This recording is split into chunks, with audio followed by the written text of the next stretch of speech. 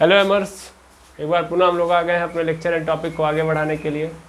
तो जैसा कि आप सभी लोग जानते हैं, हम लोगों ने कल के लेक्चर में स्टार्ट किया था तरंग के बारे में पढ़ना, और मेनली हम लोगों ने तरंग क्या होता है ये समझ लिया था और तरंग के टाइप को भी देखा था। ठीक, तो कहानी को स्टार्ट करते हैं अगेन। हम लोगों ने देखा था कि तरंग जो होती हैं वो दो प्रकार की होती हैं। एक होती है मैकेनिकल यानी यांत्रिक तरंग, मैकेनिकल वेव, और दूसरी होती है इलेक्ट्रोमैग्नेटिक वेव, या इन्हीं को बोलते हैं हम लोग नॉन मैकेनिकल वेव। ठीक, इसको हिंदी में क्या बोलते हैं? इसको हम हिंदी में बोलते हैं यांत्रिक तरंग, और इनको हम बोलते हैं विद्युत चुंबकीय तरंग। विद्युत चुंबकीय तरंग। हम लोगों ने ये समझा था कि जो मैकेनिकल वेव होती हैं ये ऐसी वेव होती हैं जो मीडियम पे डिपेंड नहीं करती हैं। Do not depend upon medium. बिल्कुल सर गलत है, यस और नो? ये ऐसी तरंग होती हैं जो किस पे डिपेंड करती हैं? मीडियम पे डिपेंड करती हैं। इस चीज़ पे ध्यान दीजिए, अवेयर रहिए। कल की क्लास में हमने ये देखा था कि एक ऐसी तरंगे हैं ये डिपेंड करती हैं मीडियम पे, और इसका एग्जाम्पल क्या है? तो sir sound wave, water wave and string wave. Yes और no? Yes sir, string wave ETC। इसी तरीके से हम लोगों ने इलेक्ट्रोमैग्नेटिक वेव के बारे में बात की थी, और ये देखा था कि ये ऐसी वेव होती हैं जो do not depend upon medium, that means medium पे डिपेंड नहीं करती हैं। और इसको हम लोगों ने बाकायदा ट्रिक के थ्रू देखा भी था, और इसके एग्जांपल पूरे बाकायदे ट्रिक में कन्वर्ट करके देखे थे। तो सबसे पहली रेज कौन सी थी इसमें? Gamma rays. सेकेंड नंबर पे alpha rays, sorry ultraviolet rays, नहीं सर एक्सरे है ना? एक्सरे याद करिए, बोलिए मत, अल्ट्रा वायलेट। इसके बाद विजुअल रेज, इसके बाद इंफ्रारेड रे, और फिर आता है माइक्रो रेज या वेव कहिए, और फिर आता है हमारे सामने एक और वेव जिसका नाम है रेडियो वेव। अच्छा, यहाँ पे वेव लिखिए या रे लिखिए, बात एक ही है, इसमें कंफ्यूज मत होइएगा, ठीक है ना? रेज भी एनर्जी ही लेके आती है और वेव भी एनर्जी का एक मैकेनिज्म ही है, ठीक है ना, कि एनर्जी को ट्रांसपोर्ट करवाती है। तो ये भी अपने साथ एनर्जी ही लेके आती है, वेव भी अपने साथ एनर्जी ही लेके आती है, ठीक है? तो एक्चुअल में वेव ही है ये।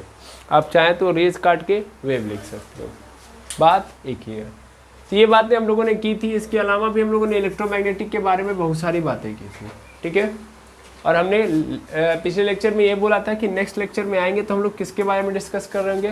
मैकेनिकल वेव के बारे में डिस्कस कर रहे होंगे और कहानी को आगे बढ़ा रहे होंगे, है ना? तो आज हम किसके बारे में बात करेंगे? मैकेनिकल वेव, क्योंकि इलेक्ट्रोमैग्नेटिक वेव ऐसी वेव होती हैं जिनको मीडियम की ज़रूरत नहीं होती है। और मैंने इसका सबसे बेस्ट एग्जांपल लिया था सनलाइट, है ना?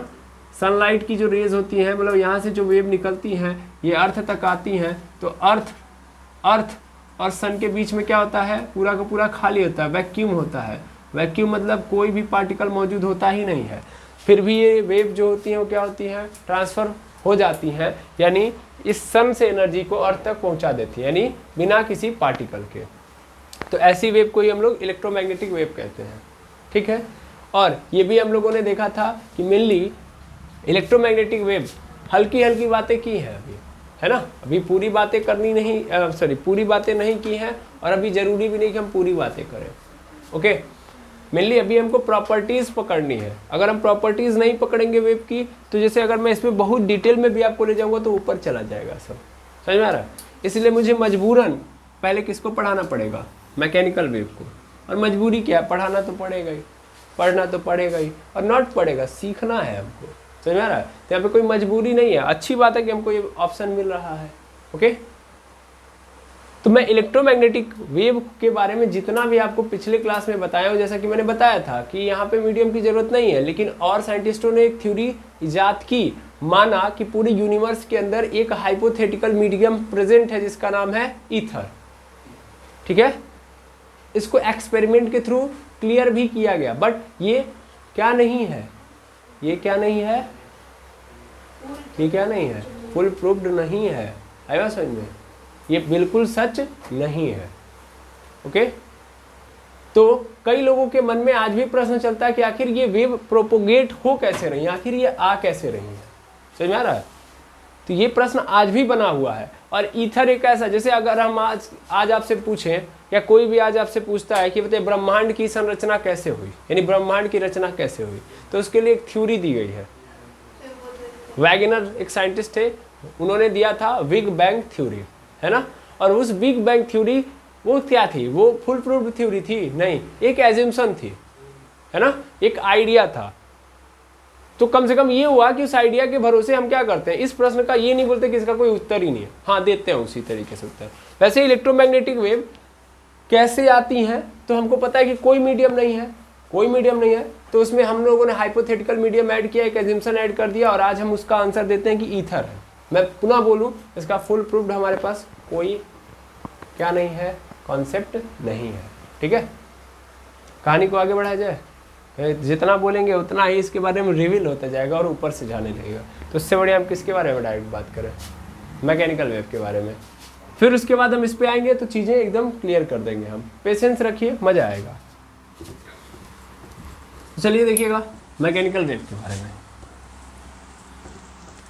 मेनली मैकेनिकल वेव पता चल गया है कि बिना मीडियम के तो काम करेंगी नहीं, नहीं सर, बिना मीडियम के ये काम करेंगे ही नहीं। तो मैकेनिकल वेव,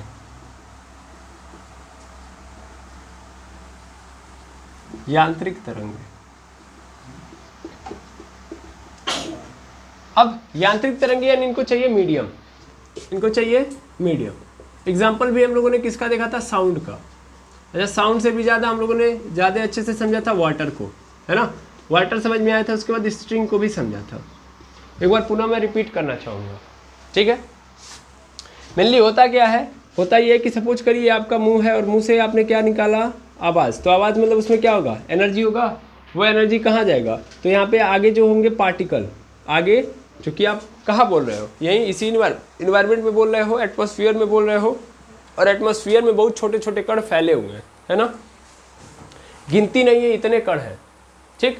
तो जब मैं ऐसे बोल रहा हूँ तो मेरी आवाज़ मतलब मेरे गले से एनर्जी उत्पन्न हो रही है, और ये एनर्जी कहाँ जा रही है, इन आगे के कणों के पास। अब ये आगे के कण क्या कर रहे हैं, यहाँ पे है कण, तो ये वाला जो कण है, ये वाले जो कण है, ये अपने से आगे वाले कण को क्या करेंगे, एनर्जी ट्रांसपोर्ट करेंगे, मतलब ट्रांसफर कर देंगे। जो एनर्जी मेरे मुंह द्वारा निकली है वो एनर्जी ये गैसेस के शुरुआती पार्टिकल लेंगे, ये अपने से आगे वाले को दे देंगे, फिर इनके पास एनर्जी आ गई तो ये अपने से आगे वाले कण को दे देंगे, फिर इनके पास आ गई तो ये अपने से आगे वाले को दे देंगे।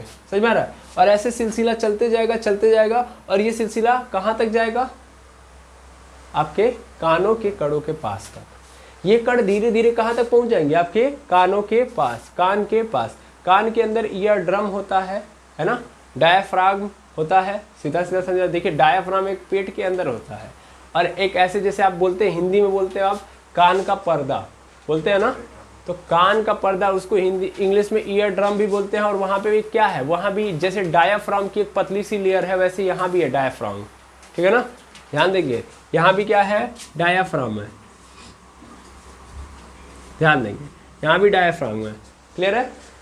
कान का पर्दा या ईयर ड्रम जो भी बोलो, वहाँ तक पहुँचती हैं, और उनके ऊपर ये क्या करती हैं, कणें जाके टकराती हैं, और टकराने से क्या उत्पन्न होता है, वाइब्रेशन, और उसी वाइब्रेशन से क्या आप सेंसेशन क्रिएट कर पाते हो। देखिए वाइब्रेशन यहाँ पे उत्पन्न होगा, उस वाइब्रेशन को मतलब उसको समझने के लिए हमारे ब्रेन के अंदर एक सिस्टम बना होता है, ठीक है ना, जो क्या कर रहा होता है, इस चीज़ को ऑब्जर्व करता है, और ऑब्जर्व करके उसका साउंड क्या करता है, बनाता है। समझ में आ रहा है। तो ध्वनि बनती कैसे, अच्छा चलो यहाँ से देखो, यहाँ से जो आवाज़ निकल रही है, एक्चुअल में आवाज़ यहाँ से निकल रही है, कैसे निकलती है, वाइब्रेशन के थ्रू। कैसे निकलती है, वाइब्रेशन। हम जब बोल रहे हैं तो यहाँ से हवा आ रहा है, लैरिंग्स है यहाँ पे, क्या है लैरिंग्स। लैरिंग्स में दो पतली क्या है, दो पतली पत्तियां हैं जिनको वोकल कॉर्ड बोलते हैं। क्या बोलते हैं, वोकल कॉर्ड। लैरिंग्स में है एकदम, यहाँ एकदम टॉप पे देख पा रहे होंगे, यहाँ वाले पोर्शन पे, यहीं पे है आपका वॉइस बॉक्स। ठीक है, अब जब ये हवा निकल रही है तो उन पत्तियों के अंदर क्या हो रही है, कंपन उत्पन्न हो रही है, यानी वाइब्रेशन उत्पन्न हो रहा है। ये वाइब्रेशन आगे बढ़ रहा है, देखो सॉरी वाइब्रेशन उत्पन्न हो रहा है। वाइब्रेशन ही क्या बनाता है, साउंड बनाता है। वाइब्रेशन ही क्या उत्पन्न करता है, साउंड, यानी वो एक एनर्जी प्रोड्यूस करता है। भाई काम हो रहा है ना, तो काम आएगा तो एनर्जी आएगी। तो इस वाइब्रेशन से क्या उत्पन्न होता है, साउंड उत्पन्न होता है, साउंड एनर्जी आती है। अब देखो यही जो साउंड उत्पन्न हुआ, आगे जाके जीभ है, होठ है, मिलकर इसको किस में कन्वर्ट करते हैं, शब्दों में। समझ में आ रहा है, लेकिन है क्या, ये एनर्जी है। ये पत्तियों ने क्या उत्पन्न किया है, एनर्जी। ये ऊर्जा आगे आती है और यही कणों द्वारा ट्रांसफर होकर आपके कानों तक जाती है और कान के ईयर ड्रम पे जाके टकराती है। टकराने से सेंसेशन उत्पन्न होता है। उस सेंसेशन को कौन पहचानता है, ब्रेन। समझ में आ रहा है। तो देखो वाइब्रेशन से स्टार्ट हुआ कहानी और वाइब्रेशन पे जाके खत्म होता है। समझ में आया कि नहीं आया, तो कैसे सुनते हैं, समझ पा रहे हैं। अगेन एक बार मैं बता दूं, लैरिंग्स है, लैरिंग्स को ही हम लोग क्या बोलते हैं, वॉइस बॉक्स बोलते हैं। इस वॉइस बॉक्स में क्या होती है, दो ऐसी पतली पतली क्या होती हैं, पत्तियां होती हैं। इनके बीच में थोड़ा सा क्या होता है, गैप होता है, इसी रास्ते हवा आती जाती है। मेनली जो लैरिंग्स है वो कहाँ मौजूद है, वो एक्चुअल में ट्रैकिया पे मौजूद है। ये देखिए ट्रैकिया है ना, देखिए सांस लेते हैं आप तो सब हवा कैसे जाती है, देखिएगा ध्यान से। आप सांस लेंगे तो इस नाक के छेद के रास्ते जाएगी, इसको नॉस्ट्रिल बोलते हैं। नॉस्ट्रिल के बाद अंदर जब जाएगी तो इसको नसल पैजेस बोलते हैं। उसके बाद फिर क्या मिलेगा आपको, फेरिंग्स मिलेगा। क्या मिलेगा, फेरिंग्स। नाक के सामने वाले फेरिंग्स को नैरो फेरिंग्स बोलते हैं। ठीक है, फिर मुंह के सामने वाले फेरिंग्स को, ये फेरिंग्स है, ग्रास नली हिंदी में बोलते हैं इसको। ठीक है ना, फिर फेरिंग्स के मुंह के सामने वाले को ओरोफेरिंग्स बोलते हैं और उसके बाद जस्ट यहाँ पे हवा आ जाती है जिसको लैरिंगोफेरिंग्स बोलते हैं। समझ में आ रहा है, तो ध्यान से देखिएगा, हवा नाक से गई, फिर नसल पैजेस से नैरोफेरिंग्स, ओरोफेरिंग्स, लैरिंगोफेरिंग्स, लैरिंगोफेरिंग्स के बाद लैरिंग्स, लैरिंग्स के बाद ट्रैकिया, ट्रैकिया के बाद ब्रोंकियोलिस, ब्रोंकियोलिस के बाद फिर ट्रैकिया। जानते हो ट्रैकिया, ये पाइप ऐसे आई है और ये पाइप दो भागों में डिवाइड हुई है। ये दोनों भाग जानते हो कहाँ पे जाते हैं, लंग्स के अंदर। उसी को हम लोग ब्रोंकियोलिस, ब्रॉन्चेस बोलते हैं, सॉरी क्या बोलते हैं, ब्रॉन्चेस। फिर वो ब्रॉन्चेस फिर जाके फर्दर और डिवाइड होते हैं तो ब्रोंकियोलिस बनाते हैं। क्लियर है, इस चीज़ को मैं यहाँ से समझा सकता हूँ अगर आपको नहीं समझ में आ रहा है तो। मेनली यहाँ पे दो नॉस्ट्रिल है और यहाँ से हवा जग गई ऐसे, फिर यहाँ से ऐसे, फिर ऐसे एक पाइप ऐसे मैं बना दे रहा हूँ नॉर्मली, समझिएगा ध्यान से देखिएगा। मेनली ये नाक के सामने वाले पोर्शन को हम लोग, मतलब ये क्या है, ये नॉस्ट्रिल है, सिंपल ये नॉस्ट्रिल्स है, नाक के छेद। ये क्या है, नसल पैजेस है। पढ़ाना कुछ और है, पढ़ा कुछ और रहा हूँ, लेकिन टेंशन मत लीजिएगा क्योंकि बात आई है तो दूर तक जाएगी। ठीक है, और ये वाले पोर्शन को हम लोग क्या बोलते हैं, नैरोफेरिंग्स। क्या बोलते हैं, नैरोफेरिंग्स, नैरोफेरिंग्स। फिर ये मुंह के सामने वाला पोर्शन है, यहाँ पे माउथ होगा, माउथ के सामने वाला पोर्शन है तो इसको हम लोग क्या बोलते हैं, ओरोफेरिंग्स। क्या बोलते हैं, ओरोफेरिंग्स। और इसके जस्ट बाद यहाँ पे एकदम बॉटम पे, यहाँ पे क्या होता है, लैरिंग्स। क्या होता है, लैरिंग्स। इसीलिए इसको क्या बोलते हैं, लैरिंगोफेरिंग्स। क्या बोलते हैं, लैरिंगोफेरिंग्स। या यहीं पे आप जस्ट देखोगे तो ये क्या है, आपका लैरिंग्स है। और यही लैरिंग्स और कुछ नहीं है, यही क्या है, वॉइस बॉक्स है। क्या है, वॉइस बॉक्स। यहीं पे दो पतली पत्तियाँ होती हैं। फिर इसके जस्ट नीचे से क्या स्टार्ट हो जाता है, ट्रैकिया। ठीक है ना, ट्रैकिया स्टार्ट होगा। ये ट्रैकिया जाएगा फिर दो पार्ट में डिवाइडेड होगा, दो पार्ट में डिवाइडेड होगा। और ये दो पार्ट कौन से होते हैं, लंग्स होता है। ये क्या है, लंग्स। ऐसे लंग्स के अंदर चले जाते हैं, समझ में आ रहे हैं। तो हवा ऐसे ही तो जाती है या ना। तो जब हम क्या करते हैं, सांस लेते हैं तो सांस इसी रास्ते आएगी जाएगी, है या ना, और इन पत्तियों से टकराती है। टकराने से क्या निकलती है, आवाज़। मतलब मेनली क्या होता है, ये पत्तियाँ टकराएंगी, वाइब्रेशन उत्पन्न करेंगी। यही वाइब्रेशन क्या बनाता है, साउंड एनर्जी। यही साउंड एनर्जी आगे आती है तो होठ और जीभ मिलके क्या करते हैं, उसको शब्दों में कन्वर्ट करते हैं। फिर जब हम शब्दों के थ्रू बोल रहे होते हैं तो बोलने से ये एनर्जी बाहर आती है, बाहर पार्टिकल को मिलती है। पार्टिकल धीरे धीरे कहाँ पहुँचा देते हैं, आपके कानों तक। क्योंकि ये जो पार्टिकल है एक्चुअल में हर जगह मौजूद हैं, आपके कानों तक है। तो ये पार्टिकल धीरे धीरे एनर्जी को ऐसे आगे की ओर प्रोपेगेट करेंगे, आपके कानों तक वो पार्टिकल जाके टकराएंगे, मतलब वो एनर्जी जाके टकराएगी। फिर वो टकराएगी कहाँ पे, डायाफ्राम पे, मेनली ईयर ड्रम पे टकराएगी। ईयर ड्रम के पास एनर्जी मिल गई, वो एनर्जी लेने के बाद उसके अंदर वाइब्रेशन उत्पन्न हो जाएगा। समझ में आ रहा है। उसके अंदर वाइब्रेशन होगा, वो वाइब्रेशन सेंसेशन उत्पन्न करेगा और उस सेंसेशन को ब्रेन पहचान के आवाज़ समझ लेगा कि क्या बोले हैं आप। समझ में आया? आया ना? जैसे आंखें देखती हैं तो आंखें ऐसे नहीं देखती हैं, आंखों की भी कहानी है, आंखों के अंदर भी कहानी है कि हम जो चीज़ें देखते हैं, जैसे हम जो देखते हैं तो हमारी जो आंखें होती हैं जो इमेज बनाती हैं एक्चुअल में उल्टा बनाती हैं। समझ में आ रहा है? समझ में आ रहा है जो मैं बोल रहा हूँ? मैंने बोला जो मैं देख रहा हूँ, आप लोग जो दिख रहे हैं वो एक्चुअल में हमारी आंखों द्वारा जो बनाया गया प्रतिबिंब है। अगर आप एक्चुअल में देखेंगे, अच्छा आंख चित्र कहाँ पर बनाती है? कहाँ पे? रेटिना। ये जो है आपको दिख रहा है ये नहीं आंख है, आंख के पीछे का स्ट्रक्चर आप देखोगे तो आंख के अंदर बहुत कुछ है अभी। समझ में आ रहा है? आयो समझ में? अब मैं उसको एक्सप्लेन करूँ तो उतना ज़्यादा आपको, मतलब मेनली ऐसे समझ लो, यहाँ पे कंजस्टिवा लेंसेस लगे होंगे, ठीक है ना, यहाँ पे लेयर है, फिर पानी है, फ्लूइड है, ठीक है। अब वो सब छोड़ो, जाने दो। मेनली ये कहानी जाएगी कहाँ पे, मतलब ये जो चित्र बना है वो बनता है रेटिना पे। रेटिना पे जो चित्र बनता है एक्चुअल में कहाँ पे कैसा बनता है? उल्टा बनता है। तो फिर उस रेटिना के बगल में कुछ क्या होंगी? नर्व्स होंगे। क्या होंगे? नर्व्स। वो नर्व्स किससे कनेक्ट करते हैं? ब्रेन के ऑप्टिकल सेंसर से। किससे? ब्रेन में एक सेंसर लगा होगा, ऑप्टिकल सेंसर। तो ये ऑप्टिकल सेंसर सपोज कर ले रहा हूँ, यहाँ पे ऑप्टिकल सेंसर है और रेटिना के जस्ट बगल में नर्व्स हो गए। ये नर्व्स डायरेक्ट उस इमेज को कहाँ ट्रांसफर करते हैं? ऑप्टिकल सेंसर के पास, और ऑप्टिकल सेंसर तुरंत उस इमेज को क्या कर देता है? सीधा करके देता है। तो मेनली जैसे ये आवाज़ वाली कहानी है, वैसे चित्र वाली कहानी है। समझ में आ रहा है? चित्र वाली कहानी समझ में आ रही है ना? उल्टा है लेकिन तुरंत ब्रेन क्या करके दिखाता है? हमको चीज़ों को सीधा करके दिखाता है। वैसे ही हमारे कानों के अंदर वाइब्रेशन उत्पन्न होता है, तो ये वाइब्रेशन से क्या उत्पन्न होगा? सेंसेशन उत्पन्न होगा। उस सेंसेशन को ब्रेन के अंदर एक सिस्टम बना दिया गया होगा जो क्या कर रहा होगा?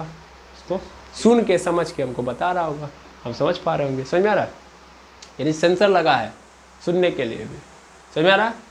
एवरी जगह सेंसर है, उस सेंसर के कारण हम सेंसेशन को फील कर पाते हैं। क्लियर है? आया ना? चलिए, वेरी गुड, ये बात समझ में आ गई होगी। तो साउंड वेव कैसे प्रोपोगेट होती है ये क्लियर है? Yes sir. अब वाटर वेव भी हम लोगों ने समझ ही लिया था। वाटर वेव भी कैसे प्रोपोगेट होती है कि अगर हम इस पॉइंट पे एनर्जी दे देते हैं तो ये एनर्जी क्या करेगी? अपने से जस्ट बगल वाले को ट्रांसफर करेगी, ये अगले से बगल वाले पार्टिकल को, ये पार्टिकल अपने से बगल वाले को ट्रांसफर करेगा, ये पार्टिकल अपने से बगल वाले को, फिर ये अपने से बगल वाले को, फिर अपने से बगल वाले को, और धीरे धीरे एनर्जी क्या हो रही होगी? प्रोपोगेट हो रही होगी। प्रोपोगेट मतलब आगे जा रही होगी, है ना। और पूरे तालाब के अंदर क्या उत्पन्न हो जाता है? डिस्टर्बेंस, है ना। ये डिस्टर्बेंस और कुछ नहीं है, एक्चुअल में क्या आ गई है? एनर्जी। ये डिस्टर्बेंस ही क्या है? वेव है, और वेव अपने साथ क्या लेके आएगी? एनर्जी। तो इसीलिए पूरे पार्टिकल में, पानी के पूरे पार्टिकल में क्या हो गई? मूवमेंट हो गई, क्योंकि मूवमेंट का कारण क्या होता है? एनर्जी ही तो होती है। तो अगर पूरे तालाब का पानी मूवमेंट कर रहा है तो इसका सीधा कारण है एनर्जी आ गई है। आया समझ? आपने जो डिस्टर्बेंस क्रिएट किया है वो आगे की ओर प्रोपोगेट हो गया, क्योंकि वो एनर्जी वेव के फॉर्म में आगे बढ़ रही होती है। लेकिन इन दोनों एग्जाम्पलों में अगर आप ध्यान से फील कर पाओगे तो हर जगह पे आपको क्या नजर आ रहा होगा? मीडियम। अगर बीच में, जैसे मैंने अभी जस्ट बोला, मैं यहाँ से बोल रहा हूँ और बोलने के बाद आगे के पार्टिकल इसको ट्रांसफर करा के आपके कानों तक ले जाके हिट कर रहे हैं। अगर बीच में पार्टिकल को मैं हटा दूँ, ये मेरा मुंह है और आपका वहाँ पे कान है, ठीक है। अब इसके बीच में जितने भी पार्टिकल है गैसेस के, इन सबको मैं हटा दूँ तो यहाँ से एनर्जी जाएगी, तो क्या कोई आगे ट्रांसफर कराने वाला होगा? होगा ही नहीं। तो क्या आप सुन पाएंगे मेरी आवाज़? नहीं। इसीलिए जब हम वैक्यूम में जाएंगे तो हमारी आवाज़ कोई सुन ही नहीं पाता है ना। वैक्यूम मतलब अर्थ छोड़िए, अर्थ छोड़ने के बाद आप किसी और प्लानेट पे चले जाइए, या अर्थ छोड़ के सीधा सीधा किसी स्पेस में चले, मतलब किसी स्पेस, क्या स्पेस में चले जाएंगे। अर्थ छोड़ेंगे तो उसके बाद स्पेस ही तो बचेगा। तो स्पेस में जाएंगे तो वहाँ पे पार्टिकल मिलेगा नहीं, पार्टिकल मिलेगा नहीं तो बोल के चिल्ला के देखिएगा क्या आवाज़ आ रही है? नहीं आएगी। क्यों नहीं आएगी? समझ में आया ना? पार्टिकल ही नहीं है जो आगे आपकी आवाज़ को प्रोड्यूस कर रहा है। आई होप क्लियर हो गया होगा। यहाँ तक कि आप बोलेंगे तो आपको सिर्फ और सिर्फ फील होगा, आपको खुद की अपनी आवाज़ नहीं सुनाई देगी। ऐसा भी, क्योंकि भाई आपके भी कानों तक यही पार्टिकल तो लेके जा रहे हैं। तो जब ये बताइए कि जब कोई पार्टिकल है ही नहीं तो आपके कानों तक सुनाई देगा? नहीं। हाँ, ये जरूर है कि मुझे पता है कि मैं क्या बोल रहा हूँ। समझ में आ रहा है? ये तो मुझे पता होगा ना। अच्छा ये बताइए, आप आवाज़ मतलब बोले ना, आप बोलिए मत, मतलब सॉरी आवाज़ मत निकालिए, फिर भी आप बोलेंगे तो आवाज़ निकलेगी, मतलब समझ में आएगा आपको? बिल्कुल। अब मैं बोल रहा हूँ,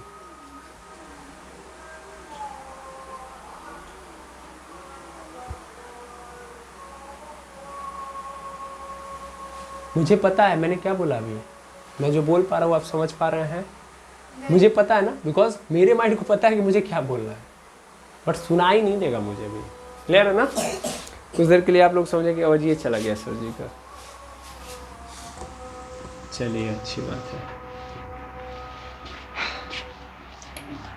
तो आई होप आप मैकेनिकल वेव तो अच्छे से फील कर लेंगे। भैया मीडियम बहुत जरूरी है, बिना मीडियम के वेव आगे बढ़ पे नहीं करेगी। इलेक्ट्रोमैग्नेटिक की कहानी अलग है। इलेक्ट्रोमैग्नेटिक वेव शक्तिमान वाली शक्ति वाली है ना, शक्तिमान के साथ शक्ति या बालवीर की छड़ी है, समझ में आ रहा है? बीच में कोई है नहीं है, फर्क नहीं पड़ता है ना। देखते हैं आपकी बालवीर कहीं पे भी रहता है, धरतियों पर रहता है, फिर चला जाता है ऊपर, है कि नहीं है?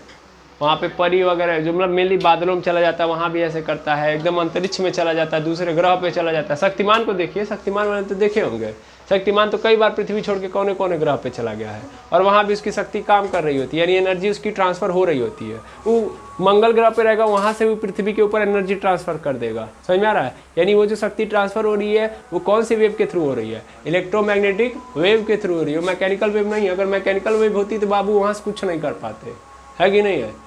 शक्तिमान वहाँ से फिर कुछ कर पाता? कुछ नहीं कर पाता। समझे नहीं समझे? ठीक है, तब कहानी स्टार्ट किया जाए, मैकेनिकल वेव के बारे में समझा जाए। चलिए चलिए, तो मैकेनिकल वेव दो तरीके की होती हैं। अब कैसे दो तरीके की होती है ये इसको देखिएगा।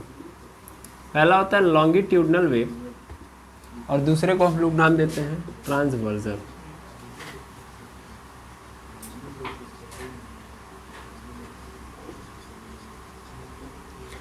लॉन्गिट्यूडनल को अनुदैर्घ्य तरंग बोलते हैं, और इसको बोलते हैं अनुप्रस्थ तरंग। में भी हो सकता है ये गलत हो, क्या सर क्या गलत हो जाएगा? मेनली हो सकता है कि ये अनुदैर्घ्य हो ये अनुप्रस्थ हो, तो वो आप थोड़ा सा देख लेंगे। फिलहाल में जो भी बातें बताई जाएंगी वो लॉन्गिट्यूडनल वेव के रिस्पेक्ट में किया जाएगा, ठीक है? चलिए, अब लॉन्गिट्यूडनल वेव का मतलब क्या है? तो इसमें देखिए एनर्जी ट्रांसफर होगी, एनर्जी ट्रांसफर होगी, तो एनर्जी को कैसे ट्रांसफर होना है? एनर्जी को इस डायरेक्शन में ट्रांसफर होना है, ठीक है? और जो मीडियम होगा वो मीडियम में किस तरीके से चल रहा होगा? इसी डायरेक्शन में। सर नहीं समझे, जैसे मैं एकदम अच्छे से समझाता हूँ। मतलब एनर्जी को मुझे किधर की ओर प्रोपोगेट कराना है, किधर की ओर बढ़ाना है? इधर की ओर, इस डायरेक्शन में। तो जो पार्टिकल होंगे, ये पार्टिकल है, देखिए मीडियम की जरूरत है ना, तो मीडियम के जो पार्टिकल हैं वो कैसे मूव कर रहे हैं? ऐसे ही। किधर? इधर ही। जिस डायरेक्शन में एनर्जी ट्रांसफर करानी है उसी डायरेक्शन में ये क्या कर रहे हैं? मूव कर रहे हैं। क्या मेरी बात समझ में? ठीक है, फिर से एनर्जी मुझे किधर ट्रांसफर करानी है? इस डायरेक्शन में। तो पार्टिकल भी किस डायरेक्शन में मूव कर रहे हैं? इसी डायरेक्शन में। तो उस वेव को हम बोलेंगे लॉन्गिट्यूडनल वेव। मैकेनिकल वेव है, लेकिन मैकेनिकल वेव भी कैसी है? लॉन्गिट्यूडनल है। इसमें आप ए आगे लगा देंगे तो आपको नजर आएगा एलॉन्ग, यानी एनर्जी जिस डायरेक्शन में ट्रांसफर हो रही है उसी के एलॉन्ग इनकी भी डायरेक्शन है। किसकी? मीडियम के पार्टिकल की। तो सर ट्रांसवर्सल मतलब? ट्रांसवर्सल में ये वेव ऐसे नहीं मूव करेंगे। जैसे देखिए एनर्जी किधर की ओर ट्रांसफर करानी है? इस डायरेक्शन में, तो डायरेक्ट ऐसे नहीं जाएंगे, ऐसे जाएंगे भाई, ऐसे ऊपर नीचे ऊपर नीचे ऊपर नीचे ऊपर नीचे ऊपर नीचे ऊपर नीचे। मतलब जिधर एनर्जी ट्रांसफर करानी है उसके परपेंडिकुलर मोशन हो रहा होगा, उसके परपेंडिकुलर मोशन हो रहा होगा। क्या मेरी बात समझे? हाँ या ना? तो इसमें परपेंडिकुलर मोशन हो रहा होता है, जबकि इसमें क्या हो रहा होगा? एलॉन्ग मोशन हो रहा होता है। इस डायरेक्शन में है, मीडियम के पार्टिकल ऐसे ही चल रहेंगे, ऐसे ही, जबकि यहाँ पे पार्टिकल ऊपर नीचे कर रहे होंगे, ठीक है? सिंपल फॉर्मेट में अगर मैं इसको बोल दूं, सिंपल फॉर्मेट में देखूं तो आप ऐसे पकड़ लेंगे, एक सेकंड में आप समझ जाएंगे किसको ट्रांसवर्सल में बोला जाएगा, किसको लॉन्गिट्यूडनल। तो मेनली जब पार्टिकल कैसे मोशन कर रहे हो? सीधा। कैसे मोशन कर रहे होंगे? सीधा। देख रहे हैं ना, ये सीधा चल रहे हैं, ये इसी डायरेक्शन में मोशन ही कर रहा है। जबकि ट्रांसवर्सल वेव में क्या होगा? ऐसे चल रहे होंगे,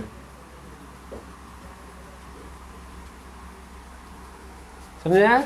ऐसे चल रहे होंगे, ऊपर नीचे। एनर्जी ट्रांसफर होगी किस डायरेक्शन में? सीधे में। और पार्टिकल कैसे मोशन कर रहे हैं? ऐसे ऐसे ऐसे ऐसे ऐसे।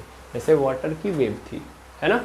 तो वाटर वेव ऐसे ही तो चल रही थी, सॉरी वाटर वेव कैसी थी, ऐसे ही तो थी, हाँ है ना। उसमें पार्टिकल ऐसे ही तो मोशन कर रहे थे, ऊपर नीचे ऊपर नीचे ऊपर नीचे ऊपर नीचे। लहरों के अंदर जब मूवमेंट होता है तो ऐसे ही तो होता है, ऊपर नीचे ऊपर नीचे ऊपर नीचे, ठीक है। तो इसको क्या बोलेंगे, ट्रांसवर्सल वेव। और इसमें सीधा देखिएगा, देखिए बस यही है ट्रांसवर्सल वेव, क्लियर है।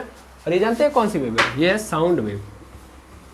साउंड वेव में जो पार्टिकल होते हैं वो ऐसे ऐसे नहीं चलते हैं, ऐसे ऐसे चलते हैं, ठीक, क्लियर है, ऐसा लो जी।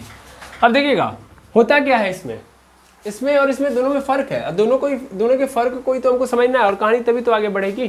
तो देखिएगा इसमें क्या होता है कि मेनली ये जो पार्टिकल होगा, ये जो पार्टिकल होगा, मान लो ये वाला इतने पोर्शन को एनर्जी मिली, तो ये एनर्जी जस्ट अगले वाले को देगा देगा देगा। तो ये जो पार्टिकल है ये यहाँ से हट के कहाँ पहुँच जाएंगे, यहाँ पे। सर नहीं खे समझे, कोनो बात नहीं। मिली यहाँ पे ये पार्टिकल है, इस पार्टिकल को एनर्जी दी गई, ये पार्टिकल अपने से आगे वाले पार्टिकल को धक्का मारेगा, दैट मीन्स एनर्जी देगा। तो वो एनर्जी मिलते ही ये आगे बढ़ेंगे और आगे बढ़ के क्या हो जाएंगे, ये चिपक जाएंगे, आगे वाले कणों से क्या हो जाएंगे, चिपक जाएंगे। तो फिर क्या हो जाएगा, इतना दूर गैप हो जाएगा, फिर घनापन, फिर क्या होगा, फिर ये जो यहाँ तक पार्टिकल के पास एनर्जी आई, फिर इस पार्टिकल ने अपने वाले को दिया आगे वाले को, तो फिर क्या हो जाएगा, खालीपन आएगा। फिर ये धीरे धीरे ट्रांसफर होगा, फिर यहाँ पे फिर क्या हो जाएगा, घनापन। समझ में आ रहा है, ऐसे। फिर क्या होगा, फिर ये अपने से आगे वाले को दे देंगे, तो फिर इसको मिलेगा, तो फिर बीच में थोड़ा सा क्या हो जाएगा, गैप, और फिर क्या आ जाएगा, घनापन। बता रहे हैं, ठीक है, ऐसे। तो घनापन घनापन घनापन, गैप गैप गैप, ठीक है। अब इसको समझना ध्यान से, जैसे पार्टिकल मूवमेंट कर रहे हैं भाई, तो ये पार्टिकल को आगे नहीं बढ़ना है, पार्टिकल सिर्फ किसी को आगे बढ़ाएंगे। समझ में आ रहा है। जैसे एक काम करिए, समझिए यार, जैसे आप लाइन लगाइए, ऐसे क्या कर लगाइए, लाइन। प्रेयर करते हैं तो आप लोग एक एक हाथ की दूरी लेते हैं, है ना, तो ऐसे एक एक हाथ की दूरी लेते हैं। अब बीच में देखते हैं कुछ बच्चे ऐसे होते हैं जो मनभर टाइप के होते हैं, बीच में नहीं होते, पिछवा होते हैं मेनली। तो कुछ जानते हैं क्या करते हैं, पिछवा वाले में से एक आध लड़कों का करता है ना, ढकेल देता है कोनों के। समझना ध्यान से, क्या करता है, ढकेल देता है। तो जब ढकेल देता है तो जो एक हाथ की दूरी लिया था उसके आगे वाला लड़का, वो तो एकदम जाके अगले वाले से कनेक्ट हो जाएगा। कनेक्ट हो गया, बड़े अच्छे से समझना, मतलब अगले वाले से एकदम चिपक जाएगा। जो दूरी एक हाथ की थी वो खत्म, है ना। और चूंकि इसको धक्का लगा है तो ये जाके अगले वाले को भी धक्का मारेगा, फिर वो अपने से अगले वाले को धक्का मारेगा, फिर वो अपने से अगले वाले को धक्का मारेंगे। तो बिचवा में देख रहे होंगे ना कि बिचवा वाले जो बच्चे थे एक एक हाथ की दूरी लेते थे, क्या हो गए, करेक्ट हो गए, हाँ ना, हाँ ना। और इधर यहाँ क्या क्रिएट हो गया, गैप। इधर क्रिएट हो गया ना गैप, इस साइड और इस साइड। समझे, नहीं इमेजिन कर पा रहे हैं, कोई बात नहीं, बच्चे बनाते हैं।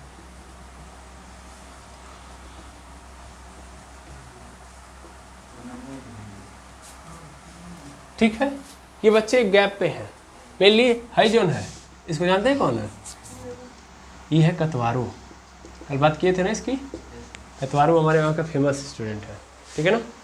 तो कतवारू ने क्या किया, क्या है, बेहया लड़का है कि नहीं है, कुछ ना कुछ कोचने वाला काम करते रहता है। तो कतवारू ने इसको धक्का मार दिया। तो धक्का मारेगा, तो धक्का मारने से क्या होगा, ये वाला इसके पास जाके डायरेक्ट कनेक्ट हो जाएगा, यानी ये कहाँ पे चलाएगा, यहाँ पे चलाएगा, हाँ या ना।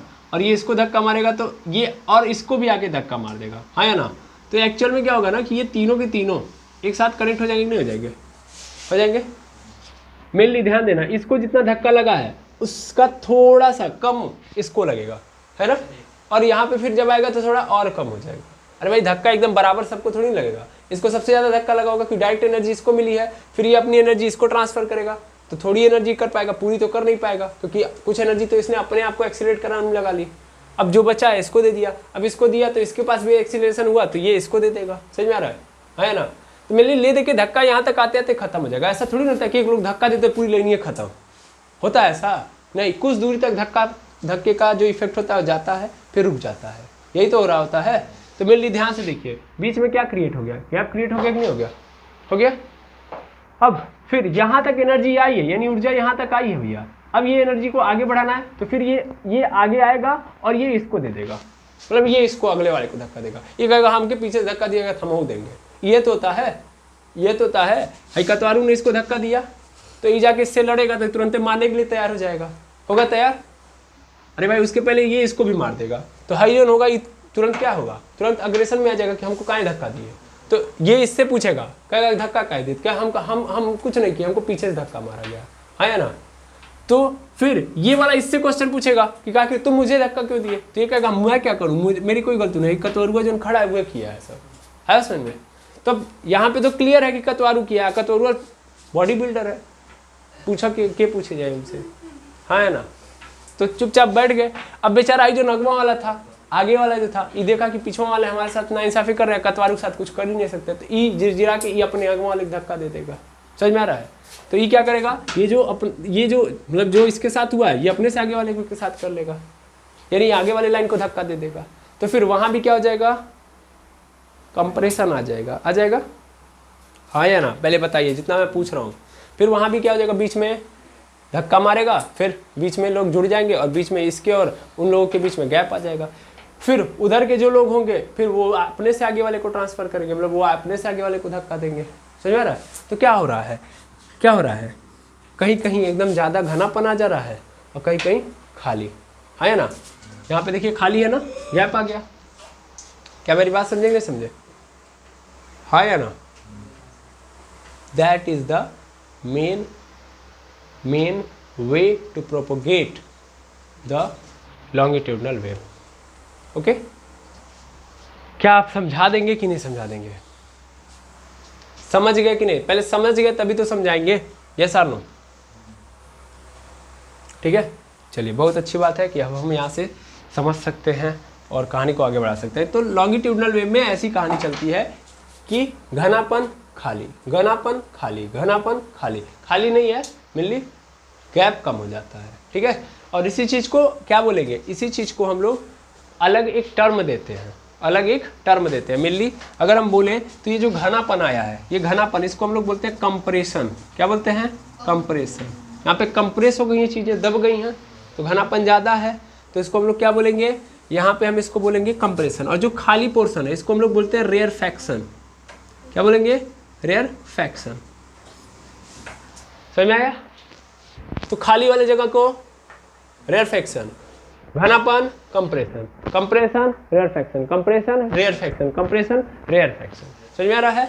ऐसे चलने होंगे, यानी जब मैं यहाँ से बोल रहा हूँ तो ये जो एनर्जी जा रही है वो ऐसे ही जा रही है, समझ में आ रहा है। पहले एनर्जी गई तो सबसे पहले जब जिसको हिट की तो पास हो गए, फिर अंत वाले पार्टिकल को मिला तो वो थोड़ा सा जाके अगले वाले को हिट करके चला जाएगा, तो बीच में गैप, फिर घनापन, गैप घनापन, गैप घनापन, ऐसे चलेगा। कंप्रेशन रेयरफैक्शन, कंप्रेशन रेयरफैक्शन, ये इस तरीके से चल रही होगी, ठीक है, क्लियर। और इनके चलने का तरीका क्या है कि एक बार तो बहुत ऊपर उठेंगी, यानी पार्टिकल बहुत ऊपर जाएंगे, फिर नीचे, फिर ऊपर, फिर नीचे, समझ में आ रहा है। तो ध्यान दीजिएगा, ये ऊपर गए तो जो हाईएस्ट पॉइंट है इनका, हाईएस्ट पॉइंट, इसको क्या बोलते हैं हम लोग, क्रेस्ट बोलते हैं। क्या बोलते हैं, क्रेस्ट। यानी ऊपर जो चले गए सबसे ऊपर तक जाएंगे, भाई ऊपर उठने का भी एक लिमिट होगा ना, तो ऊपर उठे और एक लिमिट तक ऊपर उठेंगे, तो वो जो टॉप पॉइंट है जहां तक ये ऊपर उठे उस टॉप पॉइंट को क्या बोलते हैं, क्रेस्ट। फिर एकदम नीचे, तो एकदम नीचे वाले पॉइंट को हम बोलते हैं ट्रफ। क्या बोलते हैं, ट्रफ। क्या बोलते हैं, ट्रफ, समझ में आया। तो इनका मूवमेंट कैसे होता है, crest trough, crest trough, crest trough, समझ आ रहा है, क्रेस्ट ट्रफ, क्रेस्ट ट्रफ। इनका compression rarefaction, compression rarefaction, compression rarefaction, compression rarefaction, समझ में आ रहा है। ये कैसे चलती हैं, देखो यही तो मेन है, इन दोनों में डिफरेंस में क्या है, यही तो सबसे बड़ा डिफरेंस है, सबसे बड़ा डिफरेंस यही है। इसमें क्या होगा, कंप्रेशन रेयरफैक्शन, कंप्रेशन रेयरफैक्शन, जबकि इनमें crest trough, crest trough, crest trough. Crest क्या है कि पार्टिकल जो ऐसे जा रहा है ऊपर की ओर, देखिए इसका वाइब्रेशन का सॉरी, इसको ये कैसे पार्टिकल प्रोपोगेट कराते हैं, तो ऊपर नीचे, ऊपर नीचे, ऊपर नीचे, देखो ना फिर से, ऊपर नीचे, ऊपर नीचे, ऊपर नीचे, तो जो सबसे ऊपर तक जाते हैं ऊपर वाले पॉइंट को क्या बोलते हैं, क्रेस्ट। और इसमें सबसे नीचे जाते हैं जो, उसको ट्रफ। इसमें क्या था, खाली घनापन, खाली घनापन, उसी को इंग्लिश में क्या बोलना है, compression rarefaction, compression rarefaction, compression rarefaction. I hope समझ में आ गया होगा। तो लॉन्गिट्यूडनल वेव कैसे चलती हैं, ऐसे, कंप्रेशन रेयरफैक्शन में, यानी ये क्या प्रोड्यूस करती हैं, कंप्रेशन रेयरफैक्शन, जबकि ये क्रेस्ट और ट्रफ। क्लियर है? देखो बहुत छोटी छोटी चीज़ें हैं, मैं ये कह रहा हूँ कि मैं ज़्यादा टाइम स्पेंड कर रहा हूँ, मतलब मैं ये एक्सेप्ट कर रहा हूँ कि मैं थोड़ा सा ज़्यादा टाइम इसमें लगा दे रहा हूँ एक ही चीज़ एक ही चीज़ को समझाने में। बट मेरा जो मतलब इंटरनल जो, अगर हमसे पूछेंगे इच्छा क्या है, तो इंटरनल इच्छा ये है कि आपको ये बेहतर तरीके से है, क्योंकि अगर ये चीज़ों के अंदर आप थोड़ा सा भी फंसे तो आगे के जितने कॉन्सेप्ट हैं वो आपके लिए चीज़ क्या करते जाएंगे, एक टफनेस क्रिएट करेंगे। हमें जब भी पढ़ाई करनी चाहिए ना तो एक ही बार पढ़नी चाहिए। देखिए ये वेव आपको फिर पुनः मिलेगा पढ़ने के लिए, लेकिन मैं ये चाहूँगा कि अब दोबारा पढ़ने की ज़रूरत ही ना पड़े आपको। जीवन में किसी चीज़ के ऊपर एक बार काम करिए, मन से करिए, और ऐसा कर दीजिए कि उसके बाद फिर दोबारा उस पर काम करने की ज़रूरत ना पड़े, वो काम हमेशा आपके साथ रहे। समझ में आ रहा है? तो वही चीज़ है, पढ़ाई एक बार जीवन में करनी चाहिए। एक टॉपिक को खूब अच्छे से पढ़िए, एक ही बार पढ़िए। 4 बार पढ़ने से कोई फायदा नहीं। 4 बार पढ़ना है बेमन से पढ़ने कोई फर्क पड़ेगा नहीं। समझ में आ रहा है? वो चारों बार पढ़ेंगे ना तो भी जितना आएगा उतना ही आना चाहिए, मतलब जितना होना चाहिए उससे कम ही आएगा। एक चीज़ को आप 4 बार पढ़ेंगे तो बहुत बड़ी चीज़ नहीं है, मतलब बहुत बढ़िया चीज़ नहीं है। रीज़न क्योंकि देखिए अगर हम देखें तो वेब हम लोगों को क्लास 8 में भी इंट्रोड्यूस कराया गया, क्लास 9th में इंट्रोड्यूस कराया जा रहा है, क्लास 10th में भी इंट्रोड्यूस कराया जाएगा, क्लास 11th में, क्लास 12th में, हर जगह वेब इंट्रोड्यूस कराया जाएगा। लेकिन हम इंट्रोडक्शन में समझ नहीं पाएंगे, मतलब रेगुलर बेसिस पे इंट्रोडक्शन पढ़ने से कोई फायदा है नहीं। एक बार पढ़िए, इतना तगड़े से पढ़ लीजिए कि उसके बाद आप जीवन में कभी भी आए तो आपको उससे घबराने की जरूरत ना हो। आप ये कहें कि हमको ये आ रहा है, ठीक है, ये नहीं कि फिर से हम पढ़ते हैं हम शुरू से। क्रेस्ट क्या होता है, ट्रफ क्या होता है, कंप्रेशन, रेयर फ्रैक्शन। अब बैठ के पढ़ रहे हैं लोलक मॉडल, अरे हाँ ये क्या होता है, crest trough, compression, rarefaction सुने थे कभी, हम सुने थे। ऐसी पढ़ाई से क्या फायदा है ना? एक बार पढ़िए, मन से पढ़िए। ओके ठीक। अब कुछ और बातें इसके बारे में कर लेते हैं। मेरी लॉन्गिट्यूडनल वेव कैसे चलती है समझ में आ गया। जिधर एनर्जी जाएगी पार्टिकल भी उसी डायरेक्शन में मूवमेंट कर रहे होंगे। इनमें क्या होगा, जिस डायरेक्शन में एनर्जी ट्रांसफर करनी है उसके परपेंडिकुलर कर रहे होंगे, ऊपर नीचे कर रहे हैं ना। देखिए ऊपर जा रहा है फिर नीचे, दिशा ये है लेकिन इससे हमेशा 90 के एंगल पे चल रहा है। ये सर नो, पार्टिकल 90 के एंगल पे चल रहा है। ओके, तो ये परपेंडिकुलर वाली कहानी है और यहाँ पे अलोंग वाली कहानी है, यानी इसको बोल सकते हैं पैरेलल वाली कहानी है। इसमें पैरेलल हो रहा होगा, इसमें perpendicular, parallel perpendicular, parallel perpendicular. Clear है? इसमें पार्टिकल कैसे मूवमेंट कर रहे होंगे, परपेंडिकुलर, इसमें पैरेलल। ठीक। हाँ, अब इसमें और भी बातें सीखने जैसी हैं, जैसे कंप्रेशन, रेयरफेक्शन हो रहा है तो इसमें जानते हैं क्या है, इसमें डेंसिटी हर बार चेंज हो रही है। डेंसिटी जानते हैं, घनापन, सीधा मतलब समझिए घनापन। क्या मीडियम के जो पार्टिकल हैं, मतलब मैं यहाँ से स्टार्ट करूँ, यहाँ से स्टार्ट हुआ है एनर्जी का प्रोपोगेशन और यहाँ तक गया है, क्या हर जगह डेंसिटी सेम है? पार्टिकल की डेंसिटी मतलब घनापन सेम है? नहीं, यहाँ पे हर बार डेंसिटी क्या हो रही होगी, चेंज, है ना। देखिए यहाँ पे ज़्यादा हो गई, यहाँ पे कम, ज़्यादा कम, ज़्यादा कम। ठीक है, अभी मैं इसको और बेहतर तरीके से बना दूंगा, आप समझ जाओगे। ठीक है ना, जैसे ऐसे समझ लो,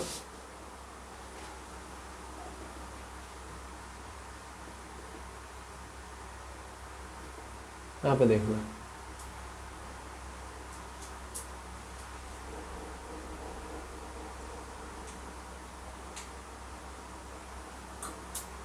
ऐसे कहानी चल रही है।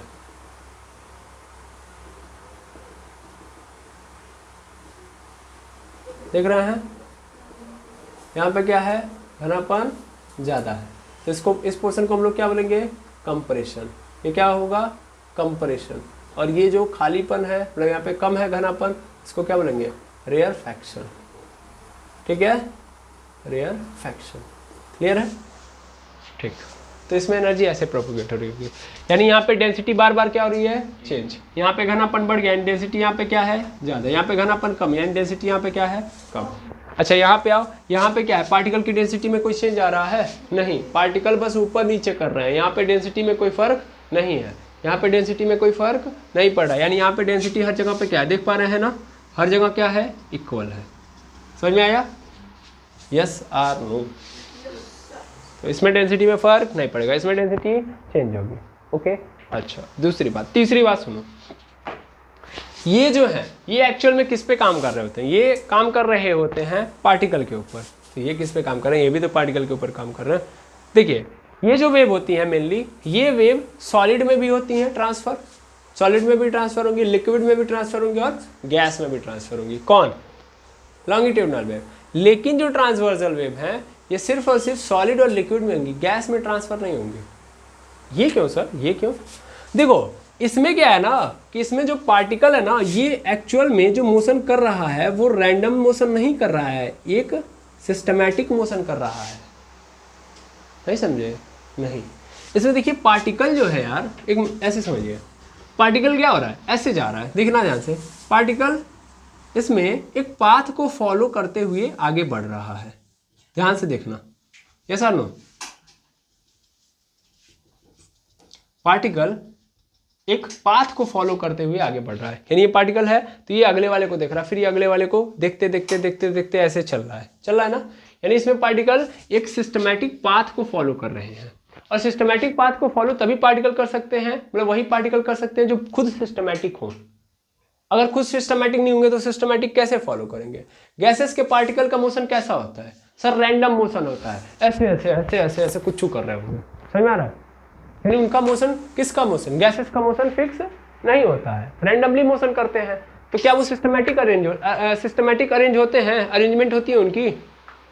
सिस्टमैटिक अरेंज नहीं होते हैं। पार्टिकल अगर देखोगे, गैसेस के पार्टिकल देखोगे तो गैसेस के पार्टिकल क्या होते हैं, दूर दूर होते हैं, रैंडमली कैसे भी किसी भी जगह पे होते हैं, ठीक है ना। लेकिन सॉलिड के पार्टिकल हो गए और लिक्विड के पार्टिकल, इनका जो क्या बोलते हैं अरेंजमेंट होता है वो क्या होता है, सिस्टमैटिक होता है। तो सिस्टमैटिक होने के कारण यही सिस्टमैटिक मोशन कर पाएंगे, कौन, सॉलिड और लिक्विड के। मेरी बात समझ में आ रही है जो मैं कह रहा हूँ? इसमें जो होता है, किसमें, सॉलिड में और लिक्विड में, जो पार्टिकल होते हैं वो क्या होते हैं, सिस्टमैटिक अरेंज्ड होते हैं, और सिस्टमैटिक अरेंज पार्टिकल ही सिस्टमैटिक मोशन कर सकते हैं, ऊपर और नीचे वाला, है ना। गैसेस के पार्टिकल को अगर करवाया जाए तो गैसेस के पार्टिकल तो ये मोशन नहीं कर पाएंगे, जानते कैसे करेंगे? वो तो बेचारे ऐसे ऊपर नीचे कहीं भी चले जाएंगे ना। देखो ये ऊपर नीचे मतलब गैसेस को करवा रहा हूँ, तो अगर ऊपर कुछ जा रहे हैं तो कुछ ऐसे भी जा रहे होंगे, हाँ या ना, कुछ ऐसे भी तो चले जाएंगे। सिस्टमैटिक है वो नहीं, जब सिस्टमैटिक है ही नहीं तो ये ऐसे ऐसे कैसे जाएंगे, समझे? सिस्टमैटिक होंगे तभी ये इस पाथ को फॉलो कर पाएंगे, ऐसे ऐसे। ये क्या है, पैराबोलिक पाथ है, अगर ध्यान से देखिए। और पैराबोलिक पाथ यानी एक पाथ है, सिस्टमैटिक पाथ है, एक सिस्टमैटिक रास्ता है। उस रास्ते पे वही चल सकता है जिसको चलने आता है, जो खुद में सिस्टमैटिक है। भाई कौन और चले जा रहे हैं, गैसेस के पार्टिकल तो कौन और चले जाते हैं ना। अभी यहाँ पे है तो कब वहाँ पे मिल जाएंगे, कब यहीं पे मिल जाएंगे, कब वहाँ चले जाएंगे, है ना। कभी ईर घाट, कभी वीर घाट, कहीं मिल जा रहे हैं। तो गैसेस के पार्टिकल का मोशन फिक्स नहीं होता है, इस बात को याद रखिएगा आप। गैसेस के पार्टिकल जिग जैग मोशन करते हैं, जिग जैग मोशन करते हैं। जिग जैग मोशन मतलब टेढ़ी मेढ़ी गति, टेढ़ी मेढ़ी गति। और टेढ़ी मेढ़ी गति इसलिए करते हैं क्योंकि उनके अंदर का जो अरेंजमेंट होता है वो सिस्टमैटिक नहीं होता है, ओके। सो इसलिए वो ट्रांसवर्सल वेव नहीं बना सकते हैं। ट्रांसवर्सल वेव गैसेस में ट्रैवल नहीं कर सकती, क्योंकि इनके ये वेव कहती हैं कि हमें वो मीडियम दीजिए जिनके पार्टिकल क्या हो, सिस्टमैटिक हो। आई होप क्लियर हो गया होगा, ओके। जबकि लॉन्गिट्यूडनल वेव के पार्टिकल कहते हैं हमको कौनो दे दो यार, बस पार्टिकल होना चाहिए, मीडियम होना चाहिए। वो सिस्टमैटिक है नहीं है, फर्क नहीं पड़ेगा। सिस्टमैटिक होगा तभी हम सिस्टमैटिक चला लेंगे, और नॉन सिस्टमैटिक होगा तो भी हम चला लेंगे, समझ में आया? तो इसमें तो सिस्टमैटिक की जरूरत है नहीं ना। इसमें पार्टिकल को बस ऐसे ऐसे आगे बढ़ते रहना, कैसे भी मोशन करे, बस ऐसे ऐसे एनर्जी को आगे बढ़ाता है, तो ये तो कर लेंगे। लेकिन यहाँ पे एक स्पेसिफिक पाथ को फॉलो करना है। आई होप क्लियर हो गया होगा ये तीनों बातें। क्या क्या, पहली लॉन्गिट्यूडनल वेव जिधर एनर्जी का प्रोपोगेशन होता है उसी डायरेक्शन में मोशन करती है। ट्रांसवर्सल वेव जिधर एनर्जी का ट्रांसफर होता है उसके लॉन्गिट्यूडनल या परपेंडिकुलर काम कर रही होती हैं। इनको लॉन्गिट्यूडनल वेव भी बोलते हैं, इसको लिख लीजिएगा। सॉरी लॉन्गिट्यूडनल इसको बोलते हैं, इसको लॉन्गिट्यूडनल इसको बोलते हैं, सॉरी माफ़ी चाहूँगा मैं। इसी को लॉन्गिट्यूडनल बोलिएगा, इसकी कहानी को हम आगे बढ़ाते हैं, ठीक है ना। तो जिधर एनर्जी का ट्रांसफर होगा उसके परपेंडिकुलर काम करती हैं। अच्छा, फिर पहली बात। दूसरी बात, लॉन्गिट्यूडनल वेव जो होती हैं वो एनर्जी ट्रांसफर कराते वक्त या सीधा सीधा लॉन्गिट्यूडनल वेव क्या प्रोड्यूस करती हैं, कंप्रेशन और रेयरफैक्शन। जबकि ट्रांसवर्सल वेव क्या प्रोड्यूस करती हैं, crest and trough, crest and trough, ठीक है। अच्छा, इसके साथ साथ इसमें लॉन्गिट्यूडनल वेव में जो मीडियम होते हैं उनकी डेंसिटी क्या हो रही होती है, चेंज हो रही होती है। ट्रांसवर्सल वेव में मीडियम चेंज नहीं होता है पार्टिकल का। ये जो वेव होती हैं वो किस में ट्रैवल कर सकती है, कौन से मीडियम में ट्रैवल कर सकती है, सॉलिड में, लिक्विड में और गैस में, तीनों में कर सकती है ट्रैवल। लेकिन ये वाली केवल और केवल सॉलिड में। ये कौन सी वेव है, इसका एग्जांपल मैंने पहले ही दे दिया, ये वाटर वेव है, ये वाटर वेव है। ये कौन सी वेव है, तो ये साउंड वेव है ना। हाँ, स्ट्रिंग आप खुद देख सकते हो, स्ट्रिंग के अंदर भी पार्टिकल कैसे हैं, अरेंज फॉर्म में है, सिस्टमैटिक नहीं है। रस्सी के अंदर जब आप करते हो तो रस्सी कैसे मूवमेंट करती है, ऐसे ही तो करती है। क्रेस्ट्रफ तो किस में आएगी, ट्रांसवर्सल में आएगी, और स्पेशली सॉलिड है यार, समझ में आ रहा है। तो अब ऐसा नहीं कह सकते हम कि लॉन्गिट्यूडनल वेव नहीं प्रोड्यूस हो सकती, समझ में आ रहा है। लेकिन बशर्ते वहाँ पे लॉन्गिट्यूडनल वेव की कहानी बनेगी नहीं। यहाँ तो सीधा दिख रहा है ना, क्रेस्ट्रफ प्रोड्यूस हो रहा है। हमें अगर एनर्जी ऐसे देते हैं तो ऐसे ही तो जाती है एनर्जी। मतलब मैं हाथ से ऐसे एनर्जी, मतलब रस्सी को ऐसे करता हूँ, नहीं करता हूँ, तो ऐसे करता हूँ, तो करने से क्या हो रहा है, ये क्रेस्ट और ट्रफ जैसा एक वेव बना रही है। जैसे इसकी इमेज है वैसे ही तो इमेज बनती है। मैं एकदम क्लियरली बोल सकता हूँ कि ट्रांसवर्सल वेव है। मेरी लॉन्गिट्यूडनल वेव की बात तो पहले समझो यार, इस सॉलिड में भी है, लिक्विड में भी है, गैस में भी है। अगर मान लो कोई सॉलिड पार्टिकल लिए और सॉलिड मीडियम लिए, तो वहाँ पे लॉन्गिट्यूडनल वेव आ सकती हैं, 100% आ सकती हैं, आया ना। लॉन्गिट्यूडनल वेव सॉलिड में भी प्रोड्यूस होगी, लिक्विड में भी और गैस में भी। ट्रांसवर्सल केवल सॉलिड और लिक्विड में प्रोड्यूस होगी, ये कहा जा रहा है। जो ट्रांसवर्सल में प्रोड्यूस होगा वो लॉन्गिट्यूडनल में प्रोड्यूस होगा, बिल्कुल हो सकता है, समझ में आ रहा है। बस अगर गैस मीडियम में है, मतलब मीडियम क्या है, गैस है, तो वहां पे ट्रांसवर्सल वेव नहीं आएगी, ये कहना चाह रहा हूं मैं।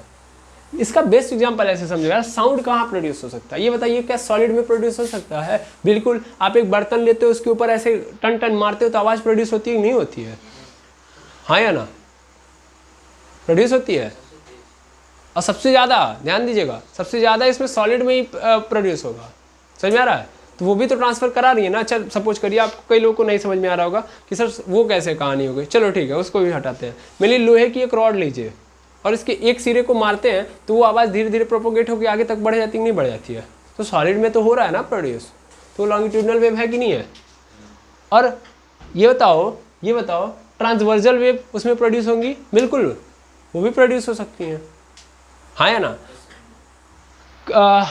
उस पर डिपेंड करता है, किस पे डिपेंड करता है, ये बातें उस पर डिपेंड करती है कि हम एनर्जी कौन सी ट्रांसफर करा रहे हैं, किस प्रकार की एनर्जी हम ट्रांसफर करा रहे हैं, उस आधार पे बातें चलेंगी, ठीक है। तो लॉन्गिट्यूडनल वेव और ट्रांसवर्सल वेव दोनों बातें आपने देख ली। अब ज़रूरत है इनको लिखने की, ठीक है, तो इनको लिख लिया जाए। वैसे तो मैंने बोल ही दिया है सब कुछ, लिखने जैसा तो कुछ बचा ही नहीं है। अगर आप लोगों ने लिख लिया होगा तो अच्छी बात है, अदरवाइज़ मैं आपको लिख दे रहा हूँ, फिर गेम ओवर। फिर कहानी को फिर हम नेक्स्ट डे में देखेंगे। चलिए इतना पहले नोट डाउन कर लीजिए रफली, उसके बाद देखते हैं कहानी। चलिए, जो भी बातें मैंने बताई, जैसे कि लॉन्गिट्यूडनल वेव साउंड वेव होती है एक प्रकार से। ये इसमें क्या होता है कि जो पार्टिकल, मीडियम के पार्टिकल होते हैं, वो along the direction of wave propagate करते हैं, ठीक है ना।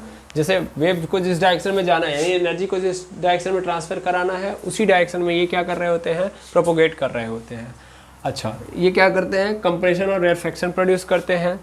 मीडियम का जो डेंसिटी है वो वेरी कर रहा होता है, और ये सॉलिड, लिक्विड और गैस में क्या करते हैं, ट्रैवल कर सकते हैं।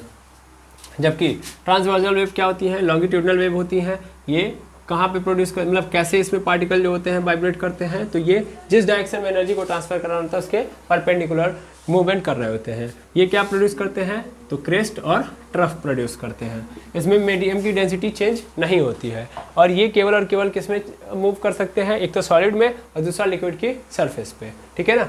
अच्छा, एक बात और समझ लीजिएगा। क्या समझ लीजिएगा सर, कि देखिए मैंने यहाँ पे लिखा है ऑन द लिक्विड सरफेस, और यहाँ पे भी वो बात चलेगी। जैसे हम आवाज़ दें, अगर मान लीजिए हम कहाँ हैं, बाहर हैं, कहाँ हैं, बाहर हैं, और बाहर से आवाज़ दे रहे हैं किसी को, और एक व्यक्ति, जो दूसरा व्यक्ति वो तालाब के अंदर है, तो क्या उसके पास वो पूरी की पूरी एनर्जी साफ मतलब पूरी की पूरी पहुँच पाएगी, आवाज़ वो पूरी पूरी सुन पाता है? नहीं, समझ में आ रहा है। तो ये जो होते हैं, यानी जो साउंड वेव होती है, आगे पढ़ेंगे हम साउंड वेव, नेक्स्ट क्लास में हम साउंड वेव के बारे में बात कर रहे होंगे। तो वहाँ पर आप देखोगे जब, तो ये जो होते हैं ना, सॉलिड में अच्छा खासा क्या करते हैं, अच्छा खासा क्या करते हैं, प्रोपोगेट होते हैं, हो सकते हैं, लेकिन लिक्विड में इनके लिए दिक्कत है। ऐसे यहाँ भी ये लिक्विड में सरफेस के ऊपर काम करते हैं, सरफेस के अंदर नहीं, ठीक है। अच्छा, इनको केवल लिक्विड और सॉलिड के लिए क्यों रखा गया, आप ये हमेशा बताएंगे कि ये एक्चुअल में ट्रैवल करते हैं सिस्टमैटिक पार्टिकल में। है ना। सिस्टमैटिक पार्टिकल होने चाहिए, किसके पार्टिकल, किसके, मीडियम के। मीडियम के पार्टिकल कैसे होने चाहिए, सिस्टमैटिक, या इसी को आप बोल सकते हो रिजिड, कठोर होने चाहिए। कैसे होने चाहिए, कठोर, कठोरता ज़्यादा होनी चाहिए, ठीक है, तभी वो सिस्टमैटिक काम कर पाएंगे। क्लियर है। तो जो जो बातें मैंने बताई आपको वो लिख के दे दी, और आई होप आप समझ भी गए होंगे कि क्या करना है, कैसे समझना है, क्या क्या चीज़ें क्या क्या बता रही हैं, क्यों आखिर ये है, क्यों नहीं है, तो ये सब आप समझ गए होंगे। इसी उम्मीद के साथ आज के लेक्चर को यहीं पे मैं एंड करूँगा। मिलूंगा नेक्स्ट वीडियो में नेक्स्ट टॉपिक के साथ। Thank you very much एमर्स।